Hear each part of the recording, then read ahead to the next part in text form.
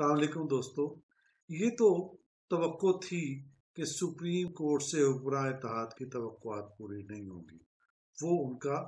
Full court بنانے کا مطالبہ پورا نہیں کریں گے اور مطالبہ پورا نہیں ہوگا تو وہ بائیک آؤٹ کر دیں گے۔ یہ سب ہو گیا۔ اب کیا ہوگا؟ اس کا نتیجہ کیا نکلے گا؟ یہی اس کا جو نتیجہ جس کی توقع کی جا رہی ہے وہ اتنا خوفناک ہے کہ سارے سٹیک ہولڈرز پریشان ہو گئے ہیں اور اب وہ کوئی بیچ کا راستہ نکالنے کی کوشش کر رہے ہیں، لیکن ایسا لگ رہا ہے کہ اب بیچ کا راستہ نکالنے کا وقت بھی گزر گیا۔ اب کیا ہوگا؟ کیا مسئلہ ہے جس کی وجہ سے سارے لوگ پریشان ہیں، جس کی وجہ سے لوگوں کی نیند اڑ گئی ہے، آرام تباہ ہو گیا ان کا؟ پرابلم کیا ہوگی؟ پرابلم یہ ہوئی ہے، ہم نے ایک آوازہ.com پہ خبر بھی دی تھی اور آج ہم اس چینل پہ ہم آپ کو بتا رہے ہیں کہ ہوا کیا ہے۔ چند روز پہلے ایک خبر آئی جس میں بتایا گیا تھا کہ IMF نے کہا ہے کہ اگر پاکستان میں کوئی عبوری حکومت بنے تو وہ اس کے ساتھ معاملات کرنے کو تیار ہے، لیکن میں آپ کو بتاؤں کہ وہ خبر درست نہیں تھی۔ وہ خبر چلوائی گئی تھی، وہ ایک یوں کہے کہ فیلر چھوڑا گیا تھا، حقیقت اس سے مختلف تھی۔ اصل بات یہ ہے کہ گزشتہ ایک ہفتے کے دوران میں پنجاب اسمبلی اور مرکز میں جو واقعات ہوئے اور خاص طور پر جو ایک سیریز کے ساتھ 2-3 ہفتوں میں پنجاب اسمبلی کے واقعات ہوئے ہیں، ان کو عالمی مالیاتی ادارے خاص طور پر IMF اس کو واچ کر رہے تھے۔ اس کے علاوہ ہمارے وہ دوست جن کے ساتھ ہمارے مالی مفادات خاص طور پر بیل آؤٹ پیکج متعلق ہے، جیسے سعودی عرب اور چین، وہ بھی یہ ساری صورتحال کو بہت باریک بینی سے مانیٹر کر رہے تھے۔ جب صورتحال بگڑ گئی تو کمیونیکیٹ کر دیا گیا پاکستان کو کہ IMF آپ کے ساتھ ڈیل میں سنجیدہ نہیں ہے، کیونکہ آپ نے جو ان کے ساتھ وعدے کیے تھے وہ پورے نہیں کیے، اور لہٰذا آپ اگلی کسی ٹرانچ کی اگلے کسی قسط کی توقع نہ رکھیں۔ یہ منع کر دیا گیا اور اس کے ساتھ اس کی وجوہات بھی بتا دی گئی۔ وہ وجوہات بڑی غیر معمولی۔ وہ وجہ یہ ہے کہ سعودی عرب نے ہمیں کچھ اماؤنٹ دی جو ہمارے اسٹیٹ بینک میں رکھی گئی، جس کی وجہ سے ہماری ایک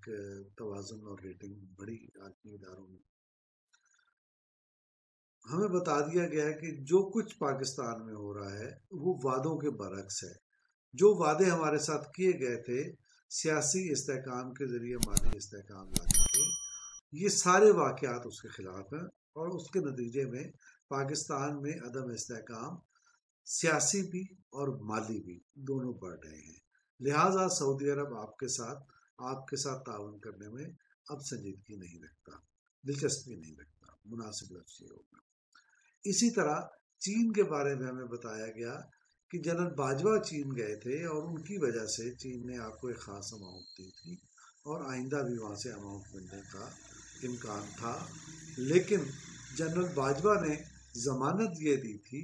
کہ پاکستان میں استحکام لایا جائے گا، سیاسی استحکام بھی لایا جائے گا اور اقتصادی استحکام بھی لایا جائے گا۔ چین کو شکایت یہ ہے کہ ہمارے ساتھ جو وعدہ کیا گیا تھا وہ وعدہ فلفل نہیں کیا گیا، وہ وعدہ پورا نہیں کیا گیا۔ اس وجہ سے اب IMF ان وعدوں کی بنیاد پر آپ کے ساتھ ہمارے ساتھ معاملات کر رہا تھا۔ اب چونکہ یہ ہمارے دوست پیچھے ہٹ رہے ہیں ہمارے داخلی حالات کی وجہ سے، اور پاکستان میں جو وعدے پاکستان کی طرف سے یا پاکستان کی شخصیاتی اداروں کی طرف سے کیے گئے تھے، چونکہ ان کے نزدیک IMF کے نزدیک وہ وعدے پورے نہیں کیے گئے، لہٰذا آپ کے دوست پیچھے ہٹ رہے ہیں، اس لیے ہماری طرف سے تو آپ کی مدد کا کوئی سوال ہی پیدا نہیں۔ یہ ہے بنیادی مسئلہ۔ اب یہی وہ وجہ ہے جس کی وجہ سے معاملات میں ایک استحکام لانے کی کوشش کی گئی یا درمیانی راستہ نکالنے کی کوشش کی گئی۔ اب یہ درمیانی راستے کس قسم کے تھے؟ اس